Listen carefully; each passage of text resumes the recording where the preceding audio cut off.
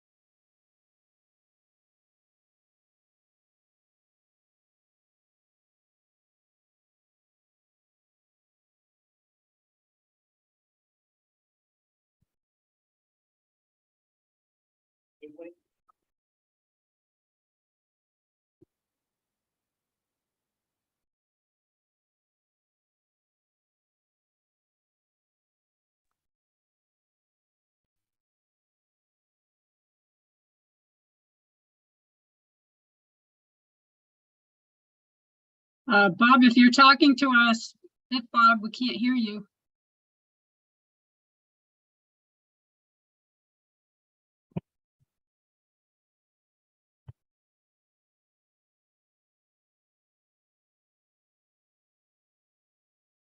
It shows you as muted. Oh, there you go. How about that? And see, that's the problem. Is that? That's why I'm muted. This is turn your audio. How about that? Your audio up, plug a headphone. My audio, all right, can you hear me now, Ruth? Excellent, all right. Again, let's try this one more time. Let me enlarge, make that, come on. All right. Now, Part 97, Subpart A, 1A, recognition of and enhancement of the value of amateur service to the public as non-commercial communication service with respect to providing emergency communications. That is the first substantive sentence in Part 97. So that means us and emergency communications is what the FCC likes us to do. You can participate in one of those on-the-air programs. There are a number of on-the-air programs, and here's just the highlights. There's lots of ways to get out and operate on the air. There's even the balloons on the air, the ones that are shot down by missiles. And but I'm just going to go over the basic highlights. POTA, Parks on the Air. The website is parksontheair.com. Basically, go on their website, find a park near you or where you're traveling. If you're going to another state, you can look on their website, find a park. You make a minimum of 10 contacts, then you could submit your log and eventually qualify for all these wonderful paper things that you can print out and put on your wall. The instructions for everything are on the website. Then there's WWFF, which is Worldwide Flora and Fauna, which is the European version of Parks in the Air. And it's sort of the same thing. You go to their website, you find a park that includes American parks as well as European parks, get in there and make contact. I will warn you one thing, Parks in the Air people and the WWF people hate each other. That's the way humans are. So like if you're gonna post something on the Parks in the Air website or on their Facebook page, if you dare mention the other one or even use their numbering system, they will knock you off. So there's SOTA, which is Summits on the Air. There's the website, soda.org.uk. You find the closest mountain to you on the website. This includes worldwide. There's nobody to hate each other on this one. You climb to the peak, or within certain number of feet of the peak, and you can't drive to the peak, you have to walk to the peak. You can drive to a parking lot and then hike a certain number of feet to the peak, which is what I do because I'm old. And you carry your radio with you. You have to carry all your equipment with you, including the radio and antenna. That you make 5 contacts, then you could submit your log. Again, see the website for what's going on. There's IOTA, islands on the air. There's the website. Go to the website, find an island near you, and yes, the islands in the lake are on our IOTA island. Make contacts, submit your log. Sounds familiar. Go make contacts, submit your log. There's 2 BOTAs, boats on the air. Get a boat, make contacts, submit your log. And beaches on the air, believe it or not. There's any number of special events that are held outdoors. One of them here in Vermont, we haven't done it for a few years, is museum ships on the air. We used to do it on the Ticonderoga in Shelburne, which was outside, a lot of fun. And but they started charging us to use it. Yeah, well, going there sunk because they started charging us $1,000. They wanted to do it, so we moved somewhere else.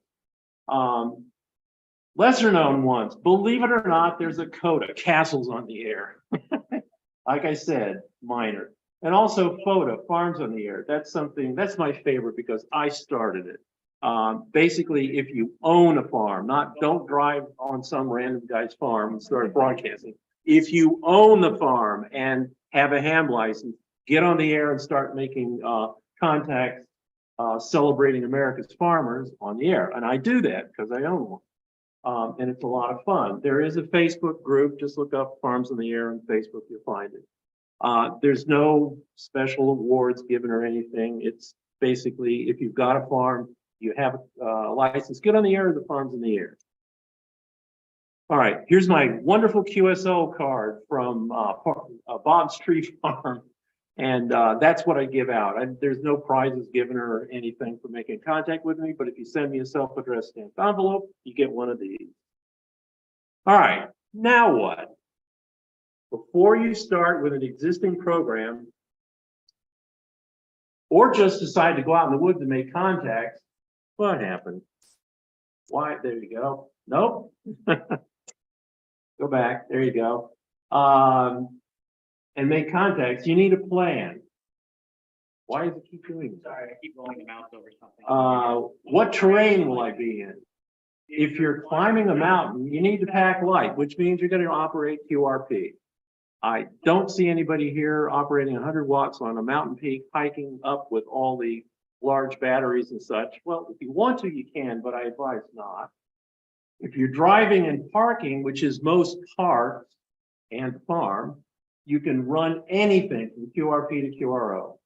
If it fits in your car, you can do it. If it's summertime and you're in the woods, take lots of D. If you're in a desert, take a water barrel full of water with you. It's just common sense. Take care of yourself. So what kind of equipment will I need? If your transceiver is a QRP, you'll need a battery, and please take a spare battery. You'll need a power supply and a generator if you're using 100 watts up. You also need an antenna. Doesn't work without an antenna. And all the cables needed to hook up your rig. And take a few spares because Murphy follows us everywhere we go. And again, safety, whatever you do, always let people know where you're going. It's like hiking up a mountain. Let people know where you're going ahead of time. You also need something to log your contacts, either a notebook or a laptop. And if you take a laptop to do it, take an extra battery or a connector so you can charge it from your car, like a little inverter that you plug into the power socket in your car and run your laptop off of that. You need anything else? Well, something to sit on at a table is handy. Something to write with. Nice to bring a clipboard. If you're doing a handwritten log and you don't have a clipboard, a chance of poking holes in your log if you don't have a table or a clipboard. And a cheat sheet. I'll have an example of these things in the next couple of slides. A cheat sheet with a park name, number, grid square, and the county you're in. Believe me, I've done this enough that people are going to ask you what county you're in, and they're going to ask you what grid square you're in. And the cheat sheet is handy because if you're by yourself, you might, and you're close to home, and it's an FN34, you're probably okay. You know you're in Chittenden and it's FN34. But if you travel to another state or go to another part of this state that has a different grid square, or you go to another state that's got different grid square and you don't know the counties, write it down. So when somebody asks you, you can easily tell them. Also, if you're going with other people, which is what I advise, they're going to want a cheat sheet. All right. And you can announce your activation on the air websites. Like Parks of the Air has a thing you click on that says spots. You have to have a login, and there's no money involved. You just, create a login. You can log in and announce where you're going, what the park number is, and when you're going to go, and what frequency you get on. If you have internet access in the park, you can then update that. Say, I'm switching to 20 meters, I'm switching to 10 meters or whatever. So spot yourself. That way people know where you are and you get more folks answering your it.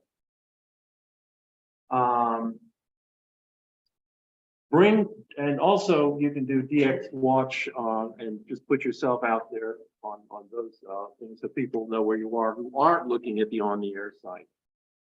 Bring drinks, snacks, sunblocks, an HT, and a cell phone. Cell phone coverage doesn't work in a lot of places in this state, so an HT is handy. It's also handy hitting a local repeater and asking somebody, if you don't have internet access, asking somebody, some friend of yours to please spot you. So that's always handy. That is an example of a handwritten log. It comes off the ARRL website, and you just print out those, put them on a clipboard, and there you go. You can manually write them down if you don't want to bring a laptop. If you're climbing up a mountain, this is good. It's lightweight. Here's an example of a cheat sheet. This is from one of the parks we were on. Here's our spell it out phonetically. Here's our park. Here's our call sign, and Parks on the Air. When somebody answers you, you're 5'9" at the Green River Reservoir State Park and the park number. And again, notice down at the bottom, I give that extra information in case people ask for it. And trust me, they're going to ask for it. Okay, if you use a computer logging program, be sure to have a cheat sheet on how to log a contact. Now, I'm not going to go into the different logging programs. That's a whole nother talk. But I use N3FJP, and I use it because you can move data elements around and make it look like whatever you want. You can also add new data elements in. Parks of the Air people have things like my SIG info means the other park when you're doing a park to park. So you can add those elements in. That's why I use that. Use what you're comfortable with. But always have a cheat sheet for somebody who's not you, who sits down to make contacts. They'll have a checklist of exactly what to do. It's kind of simple. Call sign, type in the call sign, press tab, the state, press tab. If it is a park to park, you got to do the other guy's park, and then it just logs it. So it's always handy to have these cheat sheets. All right. I have operated QRP. That's my little KX3 down there. And a homemade lithium ion battery pack, which will last me pretty much most of the day. And I do have a spare one. I always bring it with me. And I have operated QRO. There's my Elecraft station, 500 watts. Okay, specifics. All right, here's what I take with me when I'm going on QRP. And you notice I got lots of stuff there. Obviously I've got the KX3, and I've got 2 battery packs, and I've got the coax cable to go with it. I also have the attachment so I can attach a headset to it. I also have an AC power supply in case I bring, I've got access to mains or I bring a generator. I've also got, I can connect my KX3 to my laptop. I've got all the cables and a few spares, and it all fits in a little pack, which will in turn fit inside my backpack. Here's my QRO setup. It was raining that day, so I set it up in the vehicle. But, you know, laptop, K3, KPA 500, and the tuner below it. And here's the QRO carrying case. Now, the KPA 500 is a transformer, and it's 30 pounds. And when you pack it full of all the stuff you need, it's kind of heavy. So I use a DeWalt tool chest that's on wheels. It's on wheels, guys. So when I have to, the only lifting I have to do is lift it out of the car and into the car. But when I get there and to the car, I can wheel it where I want to go. Trust me, if you're going to do this, it's worth it to have a wheeled carrying case. And if you notice, the carrying case has the transceiver, the amplifier, and the tuner. And underneath, you can kind of see there's two headsets, and several bags full of all the cables I need to connect everything. And I've got a bag of adapters, 1/4 inch to 1/8 inch, coax barrel connect. I've got any connector you can possibly think of, I've got in there. I have a foot switch. I have 2 foot switches in there. Like I said, Murphy follows me everywhere I go, so I try to have everything. If you notice the ground straps, I don't ground it I don't jam a ground strap, a ground stay, but I do bond everything together. It helps a lot. And here's my generator, a Honda. It weighs 55 pounds. Again, a lot of the parts on the air that our club does, there's 3 of us that consistently go out on the parts in the air, and we all do 500 watts, and we all run off the generator.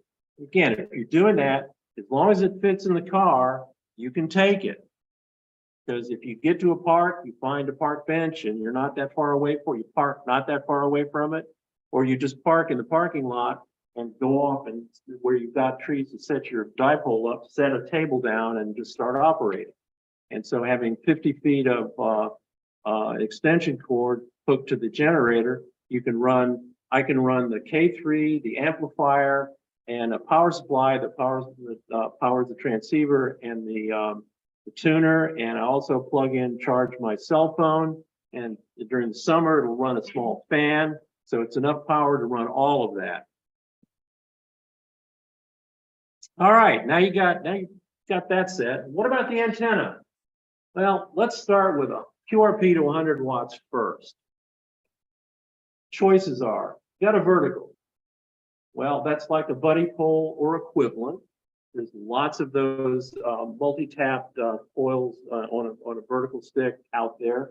Buddy pole is the most common one. There's a ham stick. And sometimes when I'm on vacation, I've got a 100-watt rig in my car, and I'll use ham stick. Change bands, you got to change ham sticks. The MFJ telescoping whips, they've got a 17-foot one, which is 1/4 wave on 20 meters. You want to go to 15 and 10, you just shorten it. And it works great. Also, wire vertical using a telescoping mast or a tree. That works too. All of these require radio. Granted, you could probably receive signals and transmit signals, but nobody's going to hear you, and you're not going to hear a lot of people. So use radio. The other, number 2, a dipole, simple wire dipole, multi-band or single band. And when I go on an activation, I bring both. Ham stick dipole. MFJ makes a little doohickey. You can stick 2 20-meter ham sticks, and it goes to a coax. You can stick it on a telescoping rod and on a tripod, and it's a rotatable dipole. They even make one that'll take 8 ham sticks, so you can have 4 bands. Rotatable dipole. Okay, inverted V. You can hang it from a branch, or you can use it on a telescoping scope. And then there's end-fed. Again, hang it from a tree or a pole. on the end fed and on a multiband antenna, you kind of need to have a balun, or it isn't going to work. Okay, a mag loop. They're easy to set. It's the easiest thing to set up, but it's 1.5 to 2 S units below a typical dipole. So it's a compromised antenna. But let me repeat, real easy to set up, and it's best used for 100 watts or less.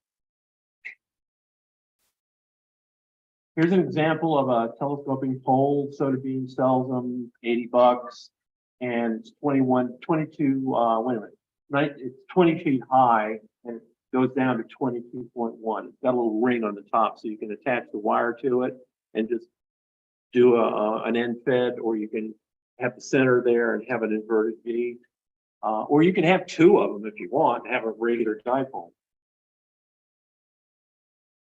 And there's an example of telescoping mast. Now, it'll carry more weight. You can put something a little heavier on it. And you see this one is 33 feet high. Heavier to carry. I wouldn't advise taking it on a soda up a mountain. The other one, the fiberglass pole, is a lot better for mountains. There aren't trees on top of most mountains, so you're going to have to take one of those if you want a dipole or an end fed. But again, that's a little more expensive, but like I said, you can take, it takes more weight and it's higher. If you use any vertical antenna, you should bring 2 6-wire radials for best performance. Don't just run it without any radio. If you're using a multiband dipole or an end fed, an end tuner is kind of a must. It may be resonant on 1 band or 2 bands, but once you get into other bands, it won't be.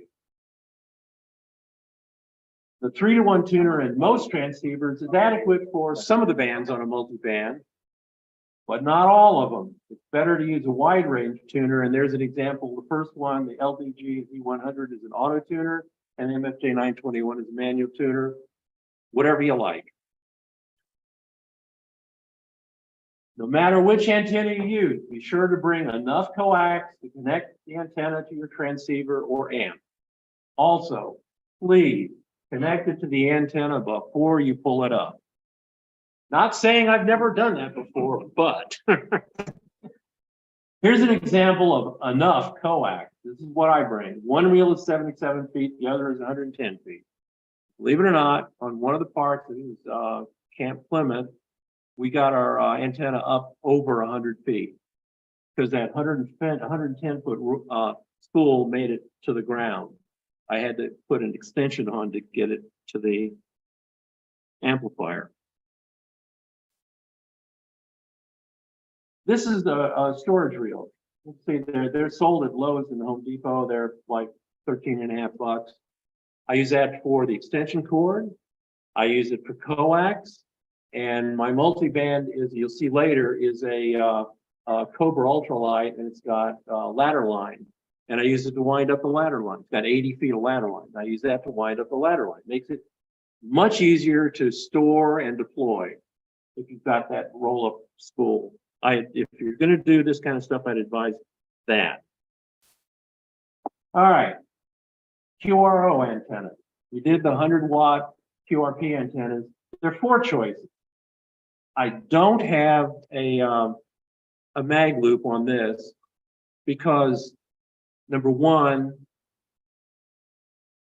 it's very expensive. They do make one that'll take a kilowatt, but it's very expensive, and it's got that 2 S unit deficit, and you have to you're running up to a kilowatt out of it, and RF safety means you got to push it way the hell away from you.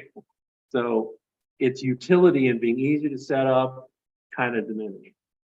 So the 4 choices are vertical. They're the same as QRP, but most ham sticks are out. They kind of tap out at 300 watts. I think Shark sells one that goes to 500 watts, but for the most part, ham sticks are out.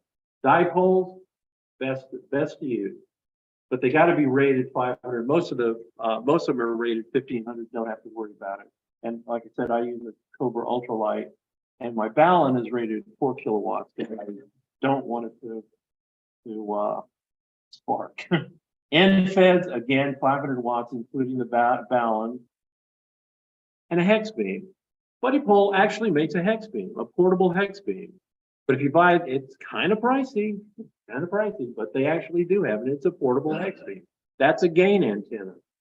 And again, I'm sure lots of you have seen it. If you got a big truck and a trailer behind it, you could bring a push-up tower or a crank-up tower and a big old Yagi with you if you want. And you can run 5 watts and work Europe all day. But if you want. And here's my QRO antenna, the Cobra Ultralight. You see I wrapped the ladder line up in that spool. And here's a, kind of hard to see, but the center is there. That's just a single bit dipole and a coax down. How much hassle is all this antenna stuff? Well, verticals are easy because just follow the instructions that came with the vertical. And you lay out the radials. If the antenna is, let's say, over 10 feet, you're going to want, or you're going to want to guy it. So you got to put little red flags in the guys because if you're in the middle of the park, you don't want people clotheslining themselves with it. Attach the coax and start transmitting. Dipole. For a simple dipole, you need a paracord pull on each end. We're talking about the standard dipole. You need a pull at each end. If you're using 2 telescoping poles, it's kind of self-explanatory. You're limited to how heavy they can be, but you just basically raise it up and tighten it, and then you're going. Be sure and attach the coax before you pull your antenna up. I can't repeat that enough. But if you're going to use trees, then you need to shoot 2 trees to get your dipole up. There's 3 basic ways to do it. Shoot a bow and arrow. And I guarantee you, people will give you strange looks if you're in a park and try to shoot an arrow up a tree. And the park rangers probably going to go over and throw you out. You could use a slingshot. It's a little more stealth than a bow and arrow. Or you could use a tennis ball launcher, and that's what I use. Now, the advantage of the tennis ball launcher is you can get it higher and it won't get hung up on the tree on the way down because an arrow doesn't weigh that much and the weight you're going to use in the slingshot is not going to be that heavy. So it tends to get caught in the canopy on the way down.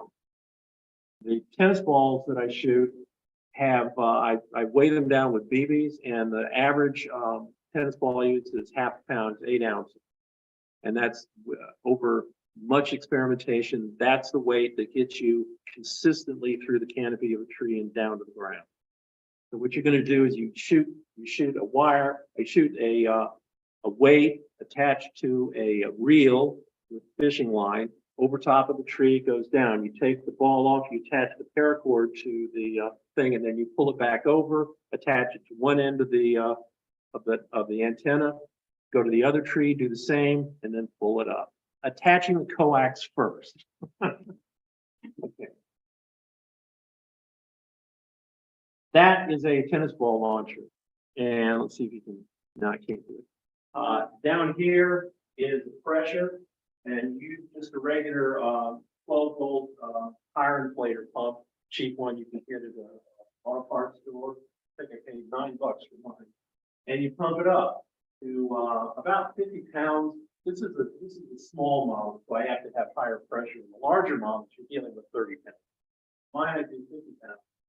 And this is a release valve, and that sets off with this valve. When you set it off, all this pressure flows through here, and you attach the ball to the reel down at the bottom, and then shoot the ball out. And with about 50 to 60 pounds, this thing will do 120 feet with an 8-ounce ball in it. And this is the case. If you notice, said you need paracord to attach the string, pull back over the tree. If there's 5 of these reels of paracord, it's got a 100-pound head. And I've also got spare balls. I've got the equipment and BBs to make new balls in case I lose them. And everything, all extras. I also have in there a compass, because if I want to go north-south, I want to be sure I'm going north-south. So I actually have a compass in there. But again, this is the kind of stuff you're going to bring if you're going to drive to your outdoor activation. All right, here's a shot. We actually got a shot of a ball being shot. This little yellow streak is the ball going up. And that's when compressed air decompresses, just like it turns into vapor. So that's what you see. It looks like a gun shooting, but it's not. But you certainly don't want to be not looking up when it's coming down on the other side of the tree. Because it's an 8-ounce tennis ball coming at you. Okay, your antenna's up, transceiver's on. Now what do you do? Unless you're a hermit or no one ever wants to go anywhere with you, operating remote is more fun with friends or family. It is. And our club, the RM2 club, does it as a club, and there's at least a minimum of 2 or 3 of us there, sometimes up to 6 or 7. And it's fun. It's kind of like a mini field day. Setting up and tearing down and operating several hours is easier with help because somebody's there to spell you. If you're sitting there working, if you're running 500 watts and propagation is good, it's going to be a pileup. The pileups are going to last a long time. And I'm not a contester, so that wears me out. So after about an hour of that, I need to get up. So if there's somebody to spell me, that's great. So I advise doing it as a group. It's a lot of fun. And let's see. The most important thing, please pay attention to RF safety. If you're running 5 watts, antenna location isn't that important. However, if you're running 100 watts, make sure the antenna is 4 feet away. That's for a 50% duty cycle. And if you're running 500 watts, that's 9 feet away. So again, I'll go back to the mag loops. If you've got a dipole 50 feet up, don't worry about it. If you got an end fed 20, 30 feet away from you, don't worry about it. But you got to keep RF safety in mind when you're doing this. Also, keep in mind if you're in a park, there's a lot of people wandering around. If you're going to go to a park, tell a ranger at the gate what you're doing. Sometimes they'll get on the air with you. That's what's happened to us. And she made a bunch of contacts. But I started the Vermont Parks of the Air program in 2017. I went to the parks, I forget which division it's under, but the Parks Department for Vermont, and worked out an agreement with them to do it. And they were supposed to tell all the rangers in all our parks that we were going to come. And the rangers never knew about it. But they were always fine with it. Even running a generator. There's just one instance where we couldn't, and there's several instances where they let us plug into the main. So that was even better. If you're in a park, grab a table. If it's raining, try to grab a shelter. Or bring your own tent. Remember, whether you run 5 watts, 100 watts, 500 watts, the requirements are all the same. You need power, either a battery or a generator, access to mains. You need a transceiver and all cables necessary, plus spares. You need an antenna. You need coax. You need the log, handwritten or laptop. You need someplace to sit, rest your equipment, and depending on weather, you need shelter. In addition to working on and enjoying your radio skills, you'll also have a chance to see beautiful scenery in your own state, as well as anywhere you travel.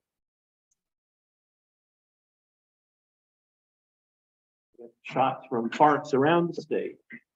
Randy is activated, I'd say around half, maybe a little more of the states, and we're working toward activating all of the states, all of the parks in the state. So, don't stay in your basement. Get out there in nature with your radio and have fun. And I'll take questions now, and after I've got a short video that shows 2 SOTA operations, 3 POTA operations, and 1 tree farms on the air operation. So, question. My younger days, I would say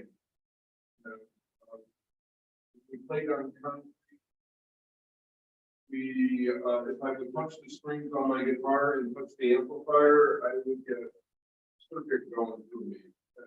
And I'm just wondering if you're running, say, 500 watts on the earth, on the ground, is there like any, like touch the microphone, get a shot? Okay, the question about getting our basically RF feedback or RF into other things. We've never run into that because, as I said before, I bond everything. I bond the transceiver, amplifier. They've got a ground lug on every piece of radio equipment. You just simply have a flat braid going from piece to piece to piece. You bond everything together. And we have never had that kind of getting an RF zap out of anything. And theoretically, you could, and I do bring with me I think it's a number 2 copper wire, which is like basically a copper stick that if you can stick down to the ground, and I can attach it to one of the pieces of equipment, which is bonded to all the others, if I want to ground it. But that doesn't go that far in the ground, and it's not that good of a ground thing. Bonding it makes the most difference because you're operating remote. I mean, at home, I've got 6-foot ground rods. I got 4 of them, and I'm also grounded to the AC ground. Like the water pipe ground, and so that's different. But when you're out in the field, you're not going to do that. But you really should bond every piece of equipment, including the tuner and the power supply. When I say every bit of equipment, I mean every bit of equipment. Just bond it all together, and generally don't have that problem. More questions? Yes, sir.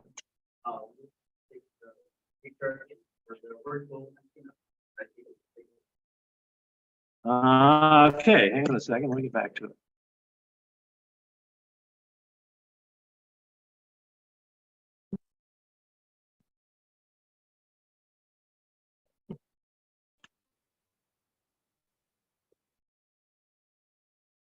Let me see if I can find it.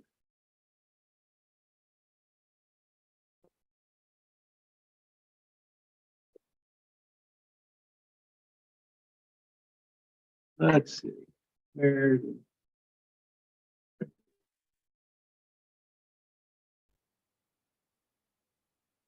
that was a telescoping pole. That's a pole. That's a pole, not an antenna. Yeah, that's just a fiberglass pole that you can attach a wire to and do a vertical wire antenna, or you could use it for an inverted V.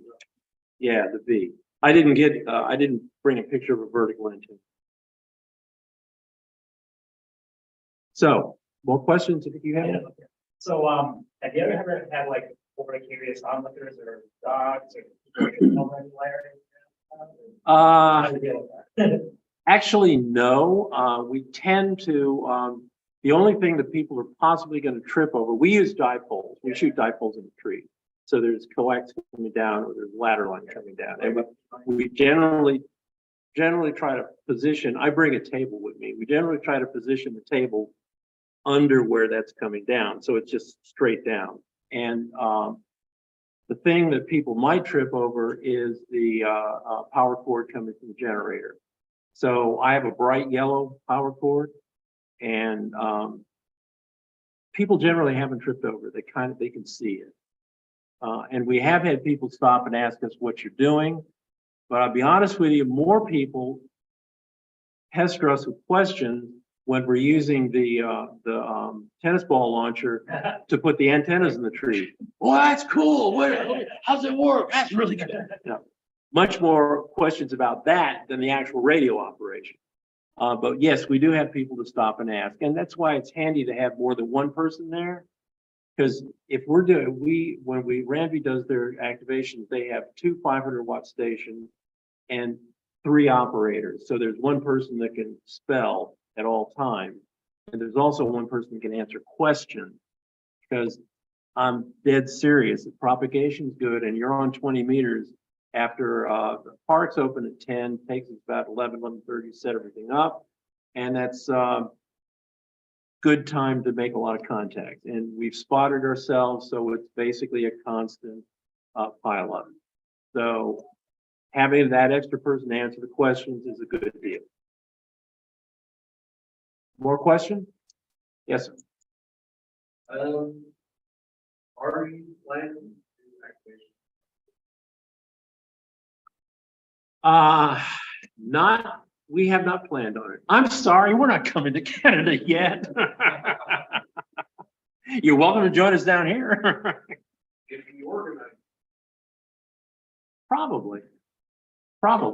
We do it under your call sign, but probably, yeah. and I can attest the pilot. There. Yeah. Yeah, we went through the whole option of do we do 100 watts QRP or 500 watts when we go to a park?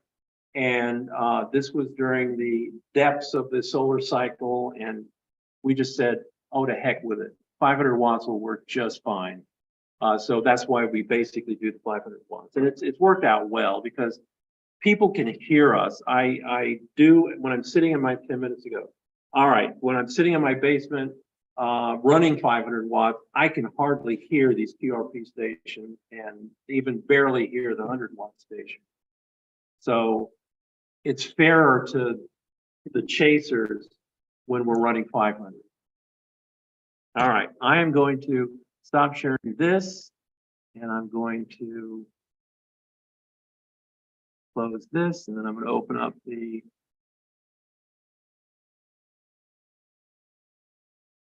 and pause this and share again with sound. And you'll see I'm a little short. All right. This enjoying is There absolutely you go. fantastic. This is Mount Washington. It's the only day ever that's been 70 degrees, no wind and sunny. How's that for Mount Washington? CQ soda. I think there's a few regions below zero regions. CQ soda. But yeah, and this obviously this is QRP because we could drive up to the park and then hike Bravo down on 1 top, whiskey, that's X-ray Mike, and hike CQ down on the rock. Washington, New Hampshire, listening. No, we did not take the train. We drove up. Paid the money and drove up. All of us in one car to be cheap. Here's Mount Mansfield. And the sound isn't going. I don't know why the sound isn't going, but it isn't. Let me see if this helps.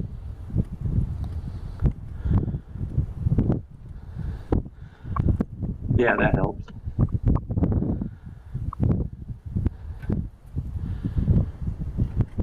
But again, that's typically what you find on the mountain.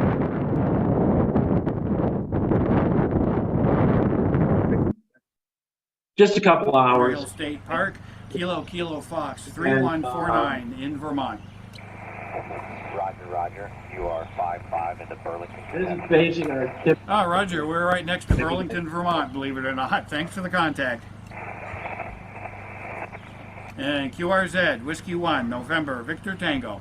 Use the club call. Kilo Mike 4, Kilo Zulu Victor. America Bravo. Kilo Mike 4, Kilo Zulu Victor. Yeah, you dropped out before. I don't know what happened, but anyway, you're a 5-9, Underhill State Park, Kilo Fox, 3149. You notice we set up our park table, which is you go to a park is going to be the. Oh, thank you for it's Virginia. the Maybe we'll set get up. Right. Thanks for the contact, Frank. And QRZ, Whiskey 1, November, Victor Tango, Vermont. State Parks on the air. Pile up. Okay, the zero station, Sort of zero the way- station only. Okay, the zero is there a zero station out there? Whiskey 0, Tango, you are 5-9 in Underhill State Park. That's Kilo Fox The Underhill's kind of tough. 3149. It's right by a mountain. The other thing, on a lot of parks they put in Okay, thanks for panels. Minnesota and That gives you a QRZ, lot of Whiskey 1, static. November, Victor Tango, lot of Vermont, QRZ. Parks on the air. Okay, the two station. Okay, Kilo Charlie 2 only, please.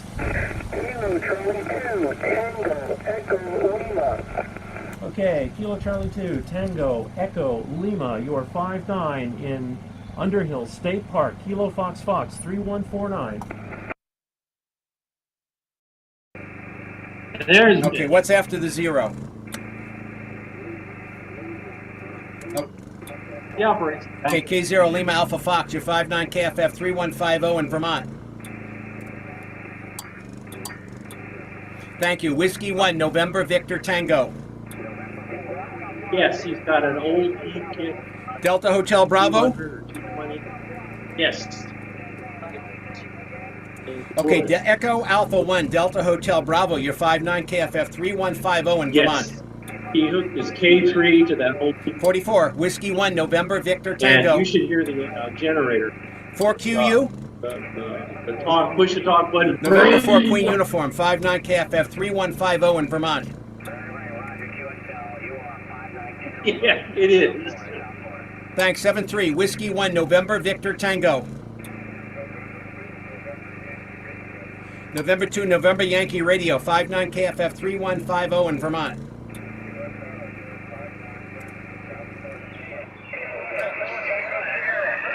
Four Tango Sierra. This is Kilo Echo 4, Tango Sierra, Jim in Murphy, North Carolina. You're 10 over 9, 10 over 9. KK4TS, you're 5'9", K5564 Vermont. 500 Thanks. watts. Whiskey 1, November Victor Tango. Kilo Echo 8. Kilo Echo 8, Kilo Zulu, India. K8KZI, you're 5'9", K5564 Vermont. Kilo Echo 8, Kilo Zulu, India, has you 5'9". What's the state? Ohio, Oscar Hotel. Thanks. Whiskey 1, November Victor Tango. Kilo 8, Hotel, Quebec. Kilo 8 Hotel Quebec, you're 5'9", K5564 Vermont. You notice, pilot. Thank you. Whiskey 1, November Victor Tango. Kilo 7 Sierra Echo November, you're 5'9", K5564 Vermont. 7-3, thanks. Whiskey 1, November Victor Tango. Kilo November 4, Whiskey November Oscar. Kilo November 4, Whiskey November Oscar, you're 5'9", K5564 Vermont. Yeah, you're 5'9" in Whiteville, Kentucky there, QSL. QSL, thanks. Whiskey 1, November Victor Tango.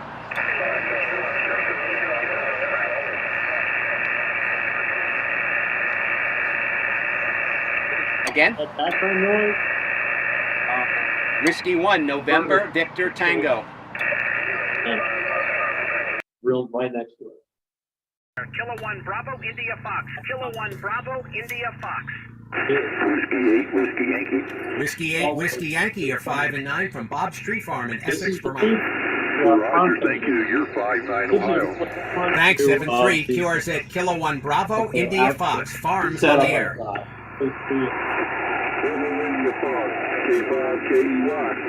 K5KUY, you're 5'9" from Bob's Tree Farm in Essex, Vermont. K5KUY, you're 5'9". It's K5KUI. You're 5'9", Texas, over. Very good, Texas. Thanks, and 7-3. QRZ Farms on the air. Kilo 1 Bravo, India Fox. Using my November 8 Charlie Whiskey Uniform, you're 5'9" from Bob's Tree Farm in Essex, Vermont. You are 5'9" into Central Ohio. Okay, thanks, 7-3. QRZ Kilo 1 Bravo, India Fox. CQ, Farms on the air. Kilo 3, Romeo Sierra, Kilo, QRZ. Kilowatt 1, Bravo India Foxtrot. That's me and my QRP rig. Kilowatt doing the 1, same Bravo thing. India Fox. Kilowatt 1, Bravo India Fox. Bob, we have you 5'5" in the park. I was. Roger, you're 5'9" here in Vermont. What's your park number? Park 1577 and Park 4567. I got a multi-band. And it's permanently up. I've got lots of trees on the tree farm. It's permanently up. About 60 feet up. Well, every spring, if it's not permanently up, it gets permanently up.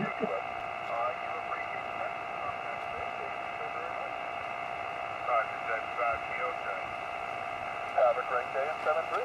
This is Alpha Bravo. Notice the little blue box over there. It's the Kilowatt Oh, 1, for- Bravo, India, Foxtrot. 18650. 4. Roger, Roger. If I got your call sign right, Alpha Bravo 0, Sierra Golf, is that correct? Use a buck converter to get it down to 13.8 volts. So QSL, got it. AB2. I can run my 100 watt SG. rig for Yeah, about my name is an hour. Bob, and I'm in Vermont, and I'm in the middle of a forest running QRP.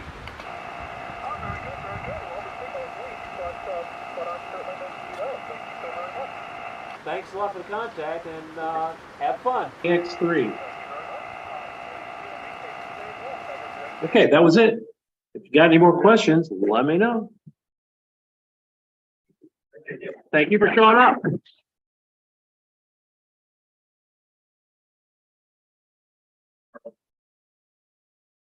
He is. He's good at that.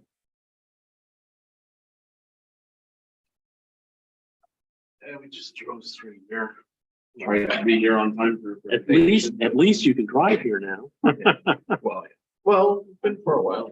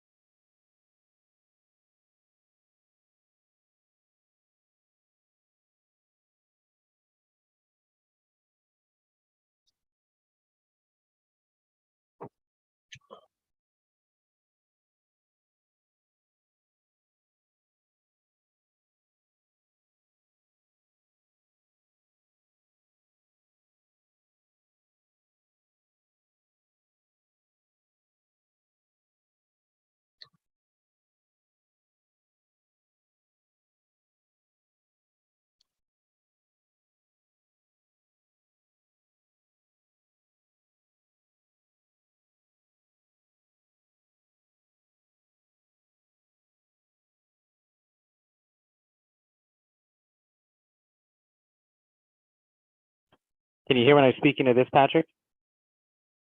I hear you 5-9. Perfect, thank you.